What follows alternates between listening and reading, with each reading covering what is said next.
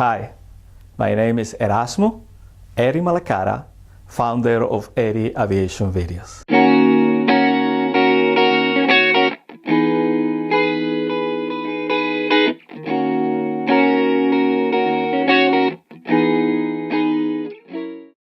If someone asks you which is the hardest part of flying airplanes, without any doubt you can tell them the landing portion. Because this one requires a lot of concentration, a lot of precision, and tons of practice. You can even practice 100 landings and takeoff on the same day, and you will find that each one was very different. Today, on this video, we are going to learn about how to execute a normal landing and takeoff. And a normal landing and takeoff is defined as the one where you have the engine power available, the wind is calm or light, and the final approach is made into the wind. And also the beginning of the runway, you don't have any obstacle, and the surface is strong and wide to the point that we can slow down the plane to a full stop. Here, on this video, we're going to divide the normal landing and takeoff in 5 stages. The initial takeoff, the normal climb, the traffic pattern, the initial approach, and the exiting of the runway. Here it is. Okay, my friends, welcome, and we're going to perform now a normal takeoff. And before we do a normal takeoff, we need to run our normal takeoff checklist. And it says here, fuel pump, check on, and check for pressure. So I'm turning on the fuel pump and checking for the pressure. The flaps, I'm going to take off right now with 0 flaps, but if I need 10 or 20, depending on what kind of takeoff I need to do, I'm going to use that. Make sure all the way reach, carburetor heat off, throttle maximum power once I'm on the runway, and then I'm going to rotate at 53, very slow, and I'm going to climb at 70. So let's see if we can do it today. Airport traffic, November 9974 Tango, the parent runway 14. Very important before we get into the runway to make sure that no traffic is coming from the right, from the center, or from the left. Already I performed that, it's clear, so I will have the opportunity to go and take off on runway 14. Alright, I'm going to make sure that I'm straight on the center of the runway. Very important to keep the center of the runway, if not, the nose of the plane is going to go to the left. When you accelerate, and especially when you pull the nose up, the left turn tendency of the airplane is going to take you to the left. So we need to make sure that we apply correct right rudder. So that's what I'm going to do. I'm going to apply power over here and right rudder. You notice if I don't apply power, look what happened. When I apply power, I can go to the left side of the runway. So we need to be careful with that. Now I want to go to the center of the runway. This time I'm going to apply right rudder and all the way in. The airspeed is alive. All the engine instruments are on and green. And now I can rotate. And the plane is going to climb. Now I want to climb at 70. So I will use my trim to keep 70 on my airspeed. Kind of bumpy today, but here on the valley it's always like that. A lot of wind, which it makes you a very proficient pilot on windy conditions.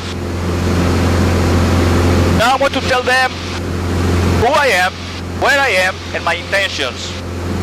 November, airport traffic, November 9974 Tango at upwind for runway 14, touch and go, Edinburgh. Once I reach 500 feet over the ground, which is approximately 600, I want to start my turn to the left. And I can use 10 to 20 degrees on my bank. And as reference, I'm going to use the number 14, which is my runway, on my right wing. Everything looks good.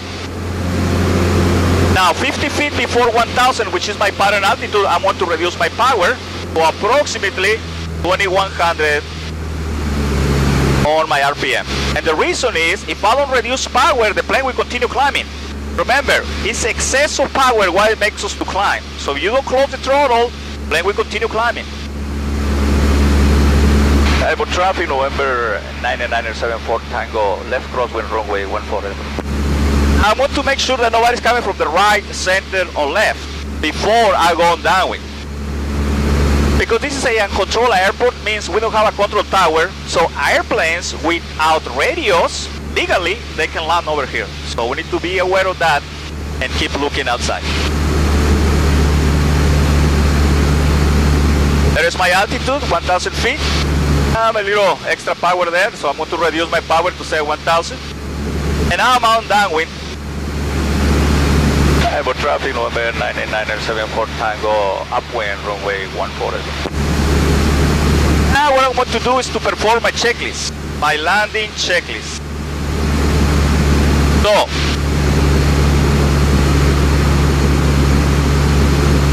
alright. So, before landing checklist, seat belts, they are secure. Fuel pump is on, and I have fuel pressure over here. Fuel selector on the fullest tank. I have it on the fullest tank. And mixture all the way rich. Carburetor heat on. I'm going to put it right there. So I have my carburetor heat on.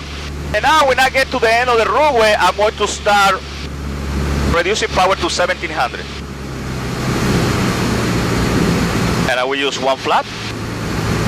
And just by doing those settings, the airspeed is going to decrease to 70 knots. And I'm going to use my throttle to control my altitude. I need to be approximately 600 feet base to final, which is 500 feet over the ground. So I'm negotiating that with my power. Now I'm going to start my turn. In order for me to make a very square pattern, I'm going to use the number 14 on my heading indicator, and I will put it on the left wing. That way I will make it square. I'm kind of low over here, you notice, so I will add a little power, because my power controls my altitude. I still slightly fast, so I need to bring the nose up with my trim. And I'm slightly high, so I'm going to reduce power. I want to clear right, center, and left. Make sure nobody else is coming. Now I'm going to start my turn. Airport traffic, November 97974 Tango, entering final, runway 14, touch and go. The next is to see the VASI lights. You will see two lights on the left side, and we need to make sure those lights, we keep one white and one red. Right now both are red, so I'm too low, so I will add a little power, because remember, my power controls my altitude, so I will add a little power. I'm slightly fast, so I will trim the nose up, reduce my speed. Now I have one red and one white, and I will keep that with the throttle.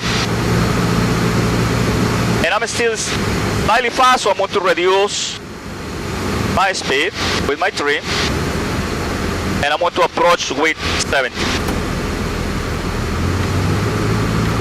Now, I'm going to get very close, and I'm going to start my flare, and I will apply the right rudder to set it also the runway. And look there by the horizon. Look by the end of the runway, I'm going to keep the nose on the horizon. I'm going to get as close as I can and bring the nose to the horizon and wait till the plane touches down. And that, my friends, that's how you're going to do a very smooth and controlled landing. You need to keep the nose on the horizon to slow down the plane and to bleed some of the airspeed. That way when you touch down with the main wheels, the plane don't will bounce. And since you're very slow because you have a lot of drag, you will be able to control the plane better on the ground.